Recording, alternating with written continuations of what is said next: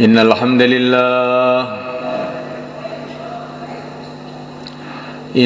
لله نستعينه ونستغفره ونؤمن به ونتوكل عليه. إن الحمد لله نستعينه ونستغفره ونؤمن به ونتوكل عليه ونعوذ به من شرور أنفسنا ومن سيئات أعمالنا.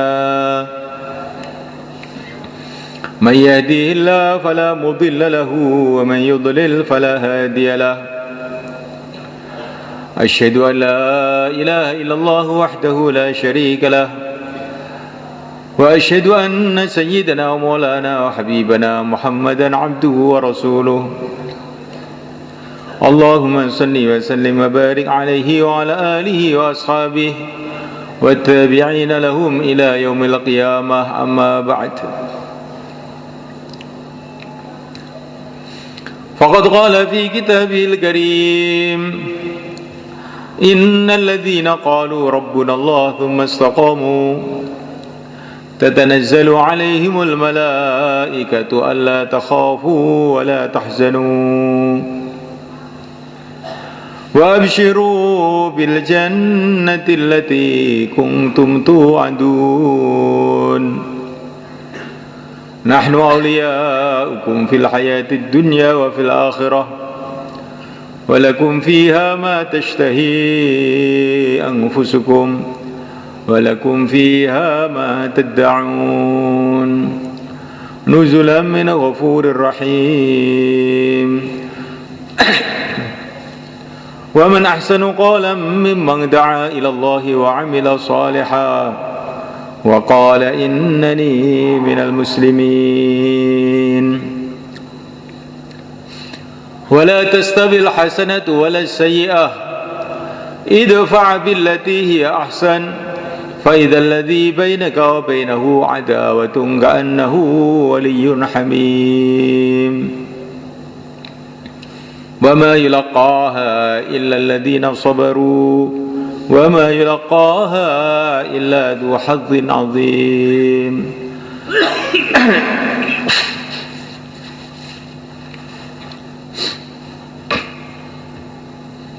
Hadirin yang dimuliakan Allah SWT,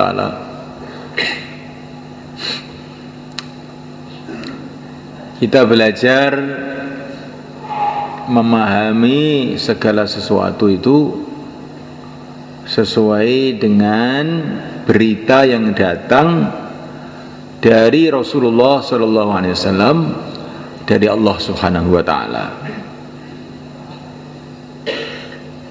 Kebanyakan manusia ini memahami apa-apa itu sesuai dengan berita orang.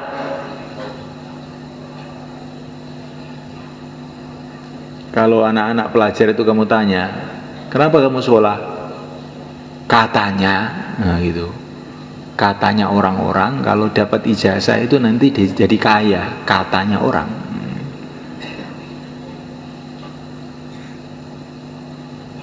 Kenapa kamu pergi ke Jepang? Katanya kerja di sana itu gajinya sebulan 10 juta. Katanya siapa? Katanya orang-orang. Kenapa kamu ke Korea? Katanya orang-orang. Pokoknya orang itu sekarang itu berpikir itu menurut katanya orang-orang. Sedangkan katanya orang-orang itu katanya ada yang benar, ada yang tidak benar. Yang katanya.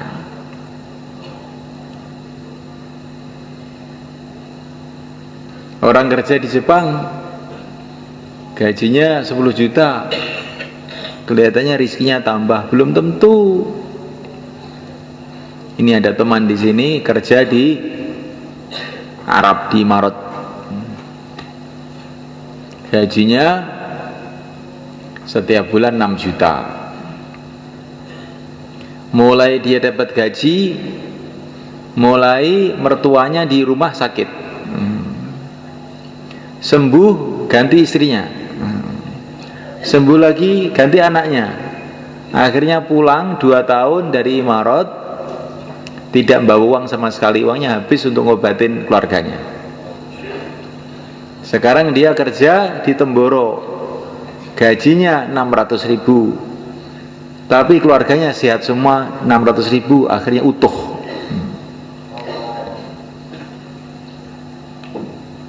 Ini kelihatannya bicara duit nih, tapi ini sebenarnya bicara iman. Jangan orang itu yakin kepada benda-benda. Benda itu bisa jadi gini, bisa jadi gitu. Bisa jadi menguntungkan, bisa merugikan. Uang bukan mesti menguntungkan.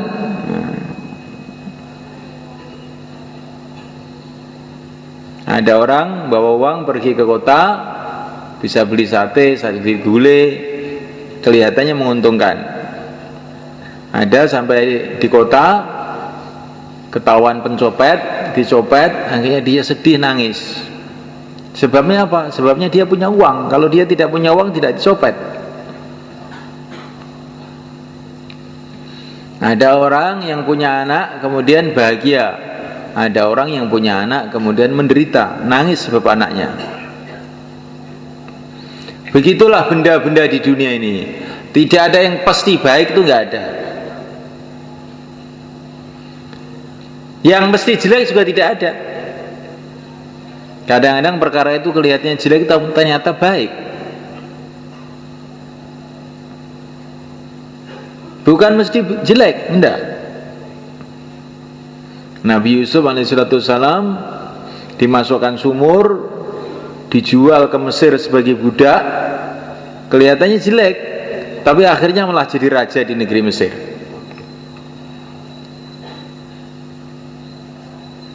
Nah, mulaikan Allah SWT, di dunia ini tidak ada perkara itu mesti baik, tidak ada perkara mesti jelek, kecuali satu saja, taat kepada Allah itulah mesti baik.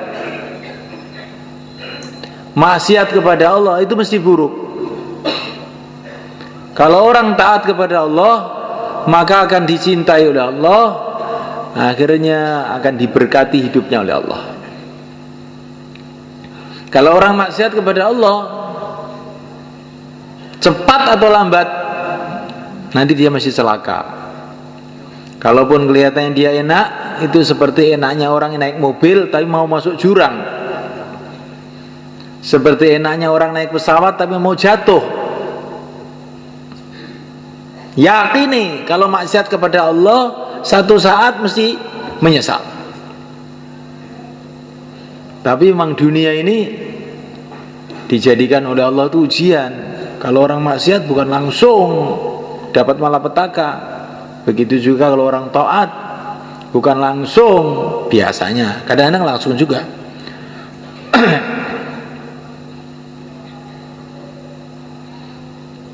Berita-berita dari mana saja itu mungkin benar, mungkin salah.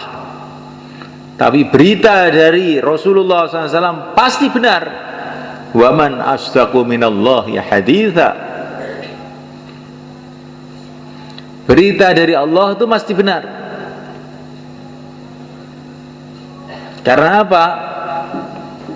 Allah SWT itu maha kuasa. Untuk apa bohong? Orang bohong itu janji bohong itu karena apa? Karena dia tidak bisa menunaikan.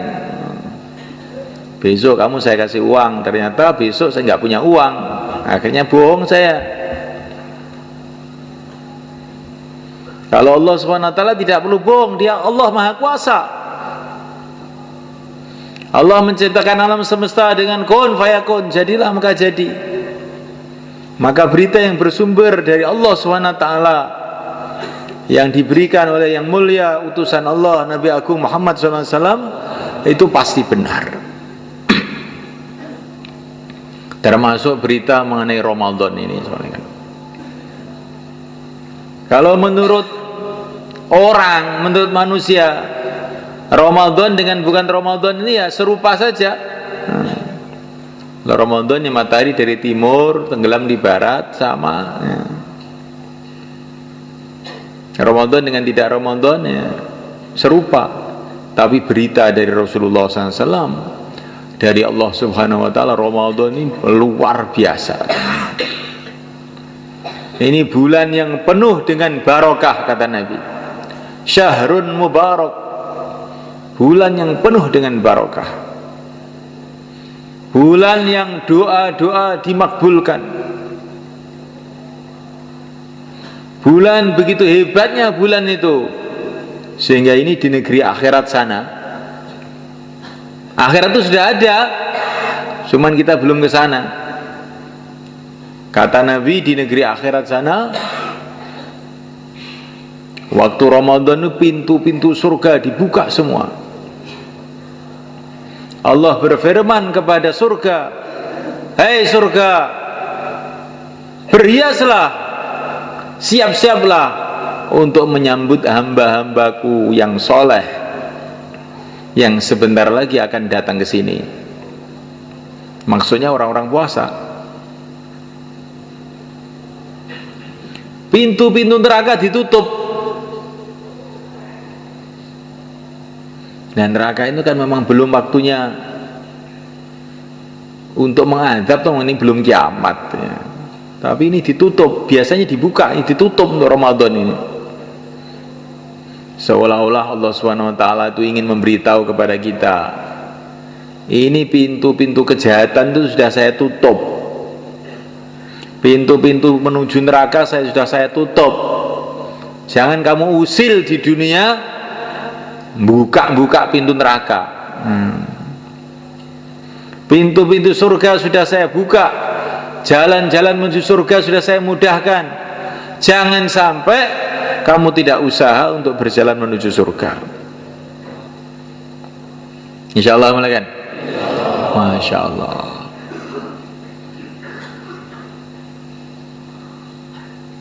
Setiap malam Ramadan dan setiap siang Ramadan, setiap muslim ini ada jatah doa makbul. Kapan itu? Mungkin waktu pagi, mungkin waktu habis sholat, mungkin waktu khutbah Jumat. Dan setiap malam juga ada jatah doa makbul. Setiap muslim, semua kita sama. Orang Islam semua punya jatah doa makbul, tiap siang sekali, tiap malam sekali. Kapan waktunya? Dirahasiakan oleh Allah seluruh Ramadan. Maka hati-hati dalam bulan Ramadan ini. Jangan sampai nanti doa-doa kita ini waktunya dimakbulkan pas kita tidur.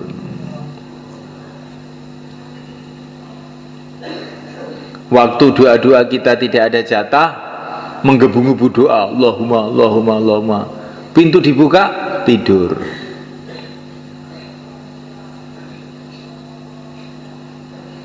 Nah itu doa itu dirahasiakan oleh Allah, supaya kita ini senantiasa mencari-cari itu.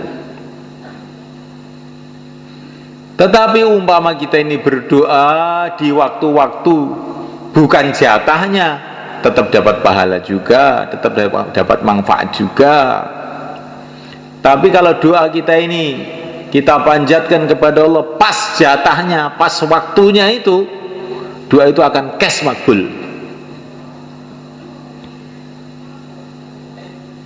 Maka ada orang datang kepada Sayyidina Umar radhiyallahu ta'ala anhu, saya ini ada masalah begini, gimana? Kamu doa mulai maghrib sampai pagi, jangan ngantuk sedikit pun, nanti selesai masalah kamu. Bagaimana kalau malam Jumat, malam Ramadan lagi, nanti kita doa menteleng sampai subuh, bagaimana? Bisa nggak? Jangan kalah dengan sopir bis untuk mencari uang beberapa rupiah, menteleng mulai Surabaya sampai Jakarta. Jangan kalah dengan satpam untuk jaga maling, siap menteleng, berdiri semalam suntuk. Jangan kalah dengan orang Temboro, nurut banyu sewengi utuh. Untuk mendapatkan apa? Mendapatkan air. Kalau dapat air, terus gimana? Belum tentu panen juga. Kalau sudah panen, belum tentu manfaat juga. Gitu loh. Kalau dapat air, belum tentu panen. Kadang-kadang dapat air ya nggak panen. Itu orang petani semua tahu. Kadang-kadang dapat air nggak panen juga. Setelah panen itu belum tentu kemput untuk bayar utangnya, diesel, utangnya ini, rabuk dan sebagainya. Kalaupun kemput, belum tentu uang itu bermanfaat untuk kita. Kadang-kadang uang itu malah jadi masalah di keluarga kita. Anaknya minta sepeda motor, istrinya minta mobil. Bingung sendiri. Umpama nggak punya duit, sebetulnya diam aja semua. Gara-gara kelihatan ada duit, akhirnya geger semua.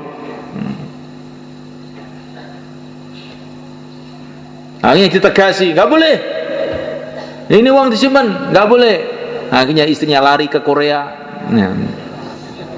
Ayo, oke. Ini gara-gara nurut banyu tadi digayak gitu. Coba semalekan. Kenapa ke Korea? Pikirannya kalau dapat duit beruntung. Ke Korea dapat duit, ternyata tidak beruntung. Di rumah sudah berantakan semua. Anaknya ke terminal, suaminya nggak tahu kemana. Akhirnya orang tadi bingung di rumahnya, tambah menderita, hidup dalam kebingungan. Itulah dunia sebenarnya. Jadi dunia ini nggak ada yang mesti baik, itu nggak ada. Dunia itu bisa juga jadi baik, bisa juga jadi buruk. Terserah Allah. Yang mesti baik itu agama ini. Kalau orang mengamalkan agama dengan sungguh-sungguh, menjalankan perintah Allah dengan sungguh-sungguh, menjauhi larangan Allah dengan sungguh-sungguh, nanti yang buruk-buruk tahu-tahu jadi baik, yang baik tambah baik. Ini pengalaman para nabi, para sahabat, para wali-wali Allah itu. Mereka itu nggak mikir kaya miskin, nggak dipikir itu. Yang penting taat sama Allah. Setelah taat sama Allah, ternyata miskin tapi baik. Ketika mereka taat pada Allah, kaya tapi baik. Ada yang jadi raja, yang dipikir bukan bagaimana saya mempertahankan kerajaan saya. Yang penting saya taat sama Allah. Ini jadi raja yang baik. Namuliakan Allah Subhanahu wa taala. Ini yang kita pikirkan siang dan malam. Bagaimana kita menjadi orang taat. Kalau kita jadi taat, jadi baik. Keadaan apapun baik. Miskin tapi taat kepada Allah. Yakinnya mantap kepada Allah, hidupnya tenang. Alah, miskin sebentar aja. Nanti ke surga duluan 500 tahun sebelum orang kaya. Ayo, siapa yang mau daftar miskin kepada saya? Itu miskin tapi menteles. Nah, bukan miskin ingah-ingih. Ya apa miskin saya? Alhamdulillah. Jadikan miskin ya, syukuran. Ini kalau miskin ada iman, ada amal itu kalau oleh Allah dikasih hatinya itu kuat, tenang, tentram. Kalau dijadikan kaya, ada iman, ada amal, juga begitu, tenang. Kaya, lah kaya dunia aja, sebentar aja. Apa yang perlu dibanggakan? Nanti kalau pabrik kamu bangkrut bagaimana? Alah, bangkrut ya. Bukan hanya pabrik yang akan bangkrut, saya sendiri itulah akan bangkrut, mati.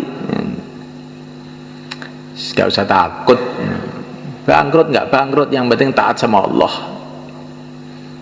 Tapi kalau kaya tidak ada iman, tidak ada amal, bingung. Sudah kaya itu, wah nanti bagaimana kalau sawahnya kurang? Bagaimana kalau perdagangan saya kurang? Bagaimana kalau jabatan saya hilang? Bingung aja. Jadi kenikmatan surga yang ada di dunia itu sebetulnya iman. Orang Orang mengira kenikmatan itu dalam harta, kenikmatan dalam jabatan, kenikmatan dalam mobil. Bukan. Kenikmatan kalau iman itu tertanam betul dalam hati, itulah kenikmatan hidup. Tidak ada kenikmatan selain itu. Maka Sayyidina Ibrahim bin Adham radhiyallahu ta'ala anhu, ini anak raja di Balkha sana di Persia. Beliau jalan kaki menuju Makkah. Ketika mau jalan kaki, setan itu datang membisikkan ke hati dia, Persia Mekah ini jauh loh, kamu jalan kaki ya berapa tahun nanti. Maka dia tersentak, astagfirullah, setan. Orang mau kebaikan dihalang-halangi. Demi Allah, saya akan terus berjalan ke Mekah, dan saya bersumpah setiap 1 kilo akan sholat 1000 rakaat. Terus berjalan, setiap 1 kilo sholat 1000 rakaat.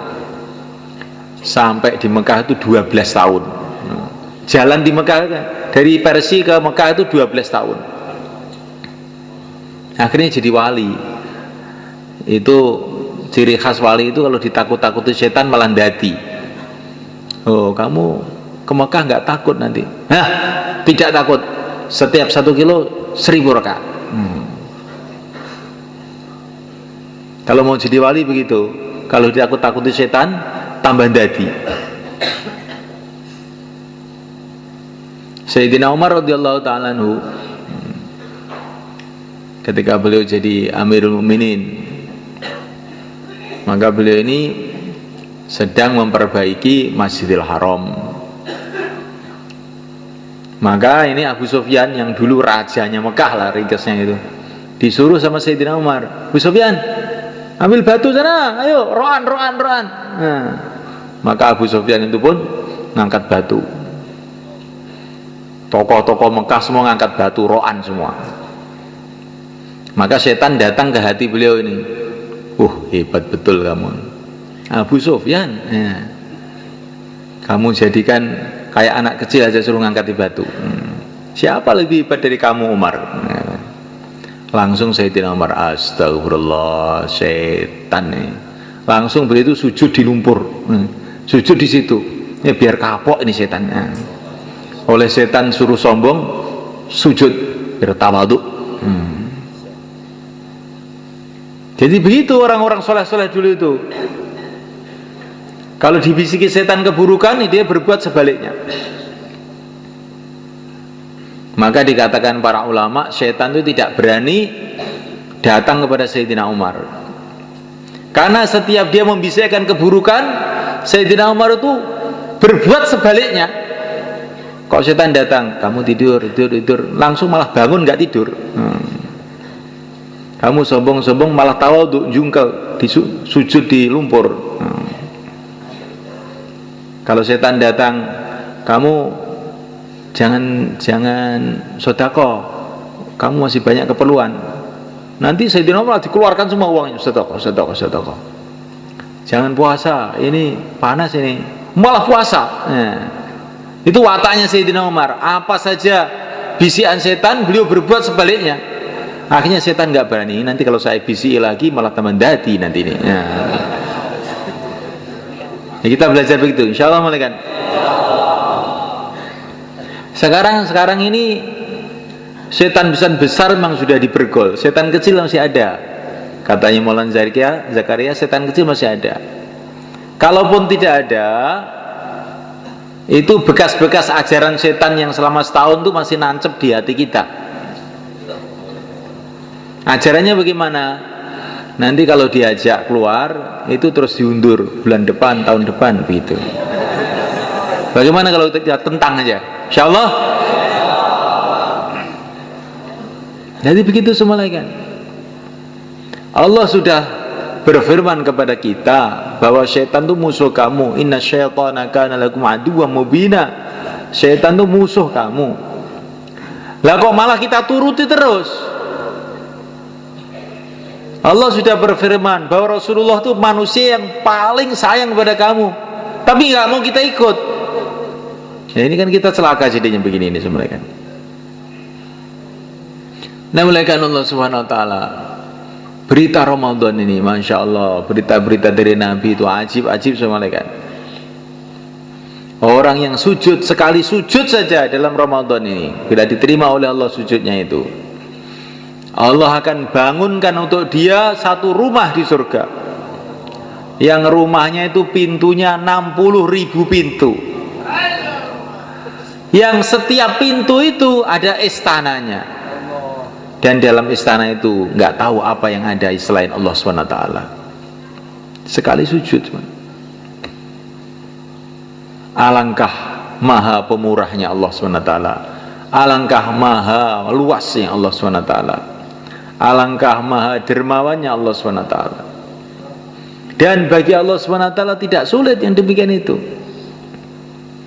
Katanya orang-orang ahli teknologi, ahli sains sekarang, di angkasa ini ada bertriliun-triliun, gak ada yang bisa ngitung, yaitu planet-planet yang gedenya itu kayak bumi ini, bahkan banyak yang lebih besar, berlipat-lipat, bergentayangan di udara ini, bermiliun-miliun, triliun-triliun, gak ada yang bisa ngitung, bahkan tidak ada yang bisa memperkirakan. Dan sekian banyak itu semuanya kan kosong, belum, nggak ada orangnya. Yang ada orangnya cuma bumi ini dok, kosong, belum, nggak ada orangnya. Ada orang yang tanya, lah iya, kalau Allah Subhanahu Wa Taala itu bikin alam semesta jagat raya yang begitu luas, begitu banyak, ada benda-benda kayak bumi bertriliun-triliun, nggak ada yang bisa ngitung, kosong, nggak ada orangnya, kok apa nggak mubadir itu ya. Nggak ada mubadir bagi Allah SWT, karena ini ada maksud. Maksudnya supaya kamu itu tahu bahwa Allah itu maha kuasa. Kalau Allah berjanji kamu akan dikasih surga sekian banyak, sekian banyak, sekian banyak, sebab puasa kamu, sebab sujud kamu, sebab baca Quran kamu, mudah bagi Allah. Kamu lihat itu alam semesta ini kosong, belum, nggak ada orangnya. Mengherankan betul. Kalau kamu lihat surga, lebih mengherankan lagi, lebih luas lagi, kosong, belum, nggak ada orangnya, menunggu kamu. Nah, tapi kamu tidak mau usaha ke sana. Nah. Jadi semuanya Allah Subhanahu Wa Taala. Ini bulan Ramadan yang mulia ini, kita ini habis-habisan cancut tali wondo untuk kita ini membangun akhirat kita, insyaallah malaikat. Dan tidak ada cara untuk membangun akhirat kita selain kita hidupkan kembali perjuangan, cita-cita, usaha yang telah dibuat oleh yang mulia Nabi Agung Muhammad SAW. Dimulainya dari kita menguatkan amal masjid kita. Amal masjid kita dalam Ramadan ini kita kuatkan. Mana masjid kita itu? Semua masjid itu masjid kita. Semua masjid-masjid Allah, kita hamba-hamba Allah, itulah yang berkewajiban untuk memakmurkan masjid. Di perkara itu kalau masjid itu jangan ini masjid saya, ini masjid kamu, bukan. Ini masjid Allah, kita hamba Allah, kita lah yang berkewajiban menghidupkan amal-amal di situ. Jangan merasa ini tugasnya takmir ini. Yang mulia Nabi Agung Muhammad SAW, beliau masuk masjid, beliau melihat di situ ada dahak, ada liak di masjid, langsung wajah beliau merah. Rasulullah Sayyidul Anbiya, langsung beliau cari pelapa kurma, dibersihin itu dahak itu, dan itu dikasih minyak wangi. Kemudian beliau mengatakan, masjid ini ada rohnya, kurang lebihnya begitu. Kalau ada kotoran di masjid itu seperti orang kena kotoran, maka masjid itu merasa jijik.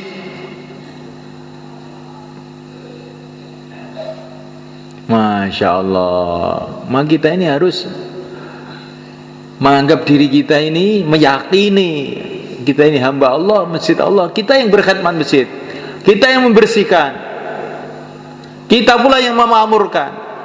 Insyaallah malaikat makmurkan masjid kita dengan amalan Rasulullah SAW, makmurkan dengan dakwah, sehingga masjid kita nanti akan jadi asbab hidayah untuk banyak orang yang Allah kehendaki.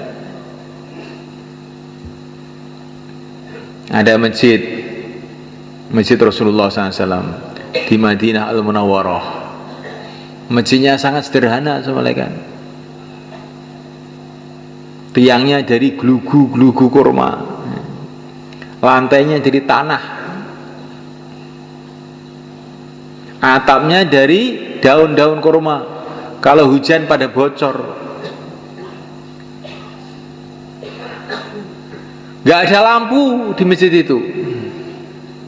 Tetapi masjid ini telah jadi asbab negara-negara masuk Islam, raja-raja masuk Islam, bangsa-bangsa masuk Islam. Hati-hati yang gelap telah menjadi terang benderang gara-gara masjid Madinah ini. Semoga begitulah masjid kita. Bismillahirrahmanirrahim. Karena nilai masjid itu bukan menurut bangunannya, nilai masjid itu menurut orangnya.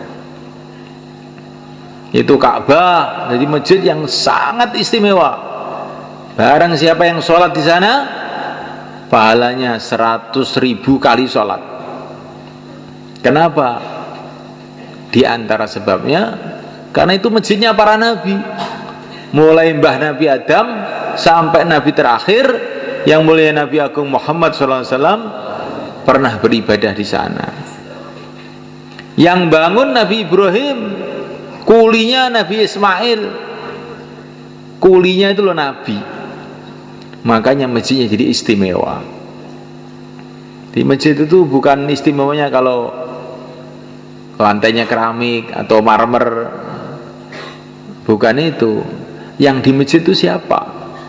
Walaupun masjid itu sederhana, tapi yang di masjid itu Sayyidina Abu Bakar Siddiq radhiyallahu ta'ala anhu, Sayyidina Umar radhiyallahu ta'ala anhu. Maka ini masjid paling istimewa di dunia. Itulah Masjid Madinah Al-Munawwarah. Orang-orang kafir, orang-orang kafir masuk Masjid Nabawi, berubah pikirannya, berubah hatinya, sehingga orang-orang kafir jadi wali-wali Allah. Sekarang masjid kita ini sudah gede, alhamdulillah. Ini masjid ini lebih gede dari Masjid Nabawi pada zaman Nabi. Wis gede, wis apik ya. Karek wonge engko bengi iktikaf ora karek kuwi ngene.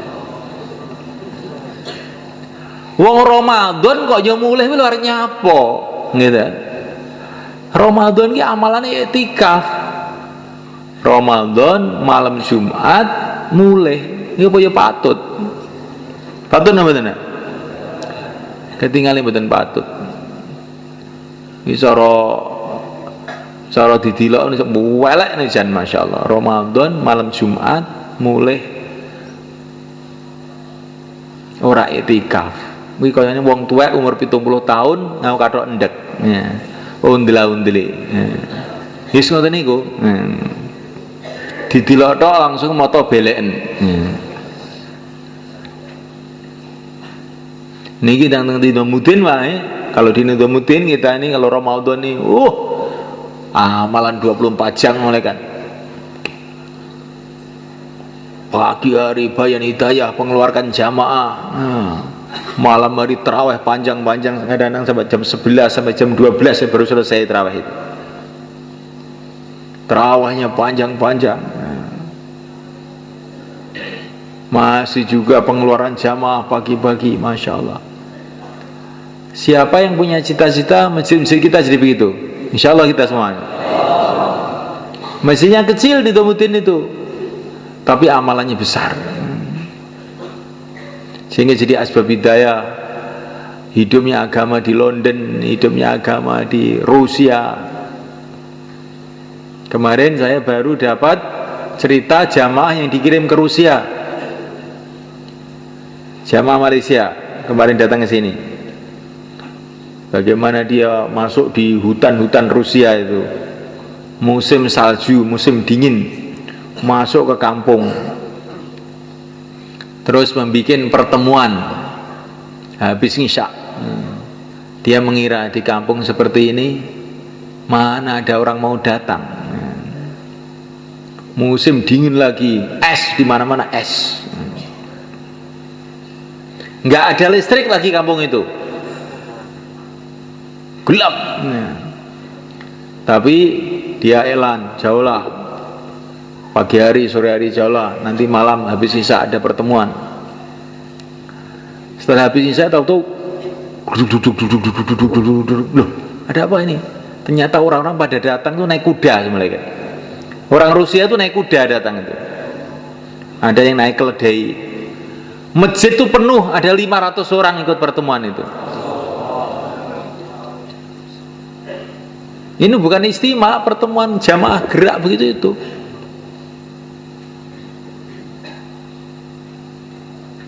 Masya Allah, ini barokahnya fikirnya Syekh Ilyas 90 tahun yang lalu. Rusia bangkit agama, di Eropa bangkit agama.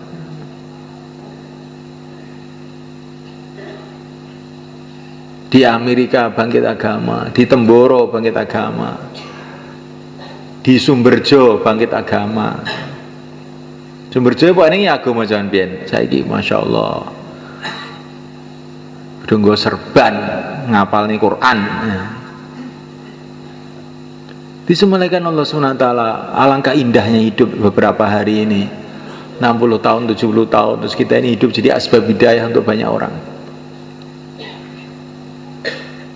Maka dakwah kita hidup, kita kuatkan waktu Ramadan ini semuanya. Bentuk jamaah-jamaah sebanyak-banyaknya. Kefahaman bahwa Ramadan itu adalah bulan di rumah, itu harus kita buang jauh-jauh. Rasulullah pergi ke Badar waktu Ramadan.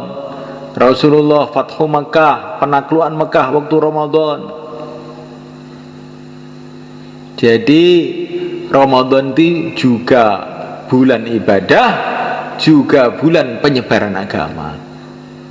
Maka kita bentuk jamaah-jamaah 4 bulan, 40 hari. Barangkali nanti dapat Lailatul Qadar dalam Ramadan ini.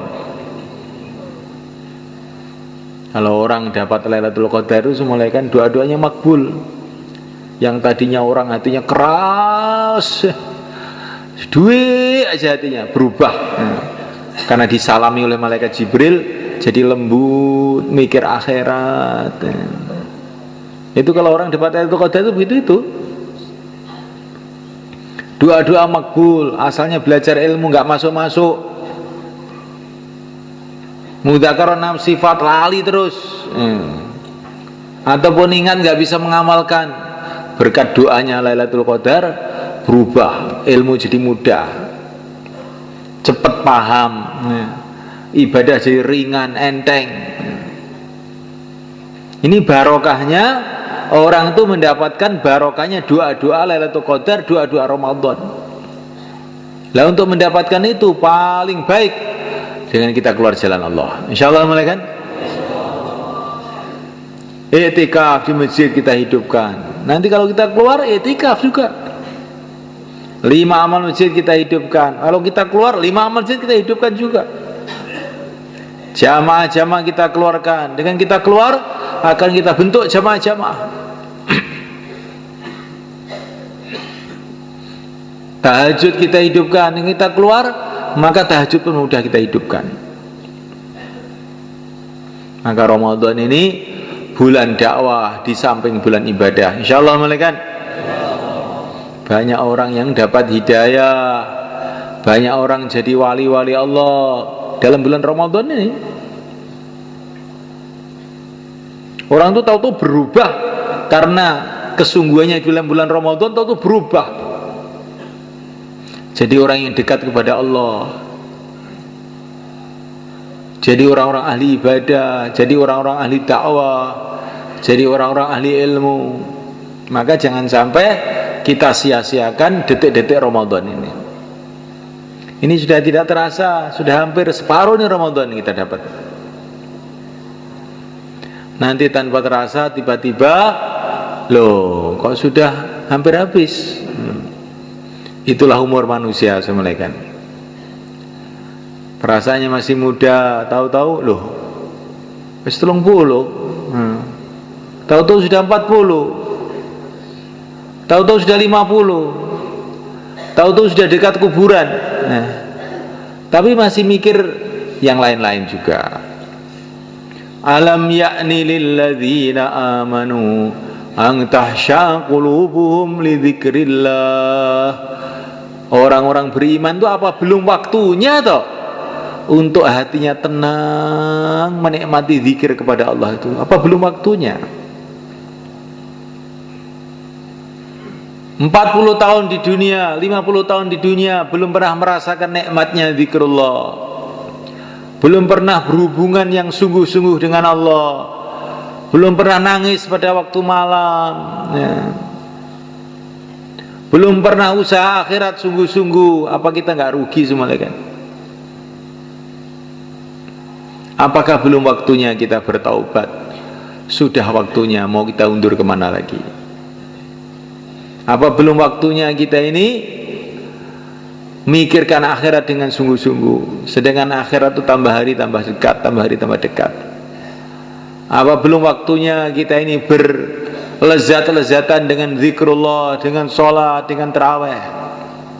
Terus kapan kita ini? Kapan kita ini akan merasakan seperti yang dirasakan para sahabat dulu? Tarawih semalam-malam suntuk, zikir semalam-malam suntuk. Kapan itu akan kita rasakan? Kalau hidup sekali ini kita tidak bisa merasakan itu, betul-betul hidup kita ini hidup yang rugi. Nah, waktunya Ramadan ini, insya Allah malaikat. Waktu Ramadan ini waktu yang sangat baik itu. Bulan barokah. Barokah itu apa toh? Barokah itu kebaikan-kebaikan datang tanpa kita sangka-sangka. Itu namanya barokah. Maka Ramadan ini Nabi katakan ini bulan barokah. Akan datang kebaikan-kebaikan yang tidak disangka-sangka. Kalau kita jaga adab kehormatan Ramadan ini, akan datang kebaikan-kebaikan yang tidak disangka-sangka. Urusan perjuangan kita, urusan dakwah kita. Akan datang kebaikan-kebaikan yang tidak disangka-sangka. Urusan keluarga kita.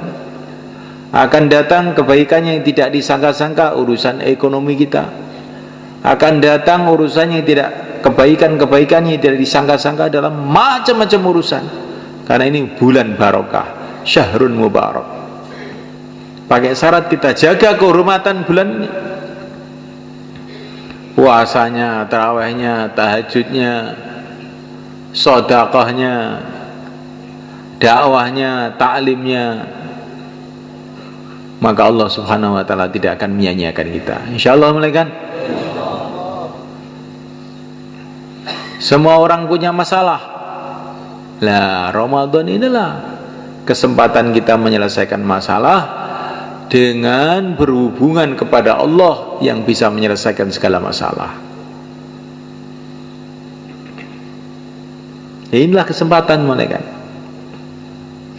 Masalah ini, masalah itu, masalah ini, masalah itu, masalah besar, masalah kecil, bagi Allah Subhanahu wa taala semua kecil aja.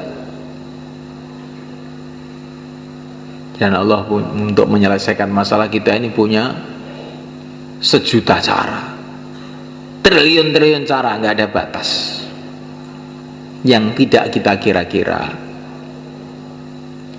Sayyidina Ali radhiyallahu ta'ala anhu satu hari melihat istrinya Sayyidah Fatimah radhiyallahu ta'ala anha, putri Nabi, sedang sakit. Maka Sayyidina Ali mengatakan, Fatimah, kamu ingin apa? Saya ingin buah delima.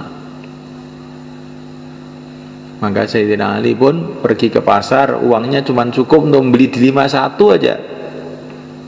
Beli delima satu, dibawa pulang. Di tengah jalan ada orang miskin di pinggir jalan minta-minta. Sayyidina Ali merasa gak enak, gimana ya ini? Istri saya seneng delima, ini ada orang minta-minta. Allah Subhanahu wa ta'ala memerintahkan kita untuk membantu orang minta-minta. Gimana ini? Dah, tak sedekahkan aja, semoga Allah kasih jalan keluar. Sedekahkan delimanya. Akhirnya pulang ke rumah, nggak bawa delima. Tapi tiba-tiba Siti Fatimah bilang, ya Ali, nggak usah beli delima ya, nggak usah beli delima. Loh kenapa?